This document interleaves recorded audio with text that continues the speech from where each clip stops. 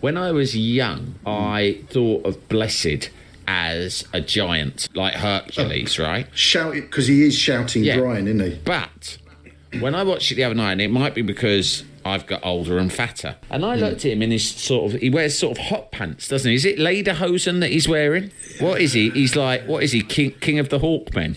Yeah, King of the Hawkman. Right. I'm trying to think how you would describe his attire. It's almost a bit Roman. Yeah, and he's got this big beard. He's quite young, and he's wearing sort of Roman... It's like a Roman twist on a lederhosen.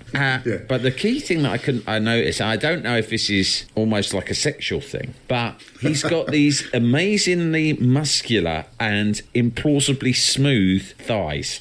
I must interject for a second there on the subject of Brian Blessed's legs, right? Yeah. The greatest ever audio commentary is without question Brian Blessed's one for Flash Gordon. Oh, brilliant. But of course, he's such a magnificent character anyway, Brian. But one of the key things he keeps coming back to in his audio commentary is how everyone loved his legs on the film set. Yeah. So he had the most wonderful legs. The ladies always loved my legs. I don't know why. They always thought I had sexy legs. I just think that no one's ever thought of Blessed as a sex symbol before, but I think that he is pretty close to being one. Put it this way, right? The bloke who plays Flash, what's his name? Sam J. Jones. Yeah. Sam J. Jones, if you look at... He's supposed to be this hunky, all-American hero sex symbol. The outfit that Sam J. Jones is wearing, the T-shirt, you sort of think, that's... The famous thing about his outfit is he's got this amazing T-shirt, but you have to ask yourself, what sort of twat goes around with a T-shirt with his own name emblazoned across it? Once you're older than 6, wearing a T-shirt with your own name on is fucking weird, and I think is not going to attract many women who are going to mark you down instantly. So that's the T-shirt, and that is the only thing that looks stylish. Very, very tight, very tight. But his trousers are unreal. The look that he is going for, he has got to... I mean, he should have twinned it with a pair of jeans. But he's got, like, these beige slacks, right? And they're so tight, aren't they? They're really, really tight. They leave very little to the imagination. You know, trousers like that, they kind of smelt weird, right? Highly flammable. Yeah, there's a lot of man-made fibre that had a weird smell about it. And it's the sort of thing that you would get from CNA. Come on, CNA. It's such a surprising store. What was going on with this movie? Because there are so many strange creative decisions. The other one, I mean, I think the best actor in it... No, well, to be fair, the worst 2 actors are the 2 leads. Flash Gordon and his slightly irritating girl who's very needy. Like, he meets her on the plane and she's got a terrible suit on as well. She looks like she's working in Wimpy's. White trouser suit, sort of with a jacket and red shirt, and has even got like a red hanky in the top pocket. Anyway, she instantly sort of calls dibs on him. So once they're in space, nothing's happened between them at all. They've not even kissed, right? But Flash, just to be nice, when they're hauled up in front of Ming and all of his minions, Flash holds her hand because obviously he's aware that this is a very scary situation. So he holds her hand to comfort her. But that's it. There's nothing physical has happened between them. They haven't had any discussion. He's known her for like an hour or 2, and Ming's daughter, who is... and I've said this before, I'm not saying this flippantly, I consider to be in the top 3 sexiest women of all time on screen, right? Yeah. An amazing character. Not just, she's beautiful, but it's her whole demeanour. There's something wrong in a very good way. Well, doesn't Cletus, the guy with the gold mask played by Jason Wingard from Department S and Jason King, he actually has that little bit where he tortures her, doesn't he? Yeah, but he's trying. She doesn't care. And he says, and I believe the line is, "Interesting girl, seem to enjoy it."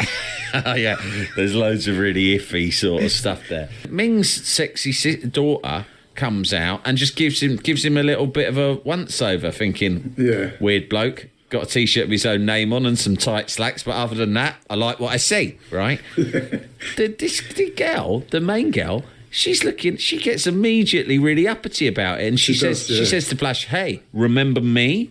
Like that. If I was Flash, I'd be like, "Do you know what? Are you fucking mental? Like, I met you an hour ago, right? All right, I held your hand a minute ago, but that was only because there was a mad space villain threatening to kill you, right? And that's what you do. You would hold someone's hand. Exactly, because I'm a nice bloke. Yeah. I've exchanged one glance with that sexy space girl, and you're getting all clingy and possessive. This is no, red light. Sorry. We're drawing a line under this whole thing now. I don't know. It's true. I'm not sure if anything was ever going to happen between us anyway. But I can tell you now, it definitely isn't because you seem like a headache.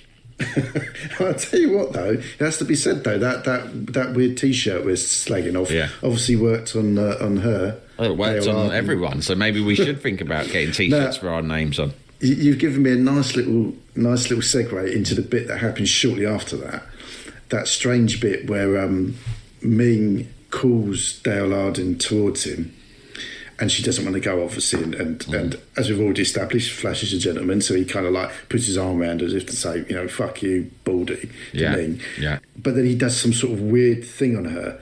He does some sort of weird Ming thing on her, and it's sort of almost like he's almost like the tractor beam from Star Wars. He sort of like sucks her towards him, and she gets almost a bit like there's a subtext of perverse sexuality throughout Flash Gordon, and she almost starts having a bit of an orgasm. There's a masturbatory element to it, which massive. I found uncomfortable to watch. When I watched the other day, I was like, "This is super creepy." Well, what's probably certainly one of my favourite lines in Flash Gordon then happens. Because when Ming stops doing it and Dale does the whole, what was that? And Flash Gordon says, bearing in mind what you've just witnessed, he says, I don't know, but it was pretty sensational. Right? Now, if that was me and you there, Sam, you wouldn't use the word sensational. You would probably say something like, I don't know, but it was pretty fucking weird. Sensational is more of a word that you expect, like Liberace to come out with. Hi folks, we're gonna have a sensational show tonight. It's a very Las Vegas word, but if I'd just seen a woman, a female journalist, I believe she is, sexually hypnotised by a bald space villain in a cloak. In a way, it's insulting the fact that he calls it sensation because he should be concerned for her. No. But instead, he's going, "Wow, that was great." He should say that was fucking weird, and he should say to Ming, "Oi, cut that out because that's not on."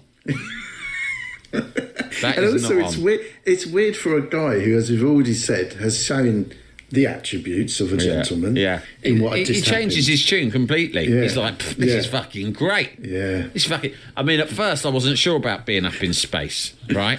I sort of thought, this is weird, I'm far from home, I don't like it, I don't know what's going to happen. But now I'm sort of relaxing into it and thinking, actually, if you just step back and look at what's going on, this is fucking sensational.